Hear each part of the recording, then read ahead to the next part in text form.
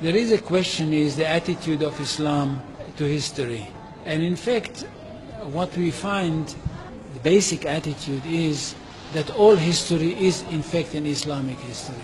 That means that all the major figures of history basically are Muslims.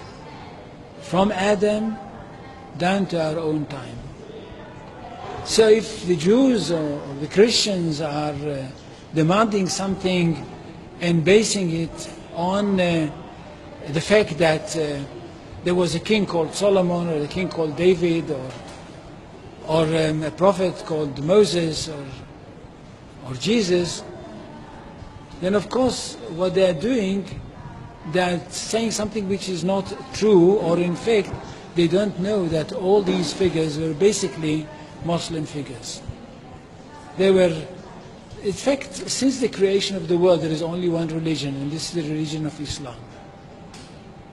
So if anybody says, look, there is a place which is connected with Solomon, and that's the place where the Temple of Solomon stood, a true Muslim would tell you, yes, absolutely right, but don't forget that Solomon was a Muslim. And David was a Muslim, and Abraham was a Muslim, and Isaac was a Muslim, and Jesus was a Muslim. This is what I mean by the Islamization of history. And you can understand that through Islamization of history, you've got Islamization of geography. Anywhere which was connected with these people, or with these prophets, which were all Muslims, becomes a Muslim territory. And therefore, when Islam was not in that area before Muhammad came to it, but it should have been there. In that area, I mean in the Middle East or other parts outside the Middle East, which are now Muslim parts.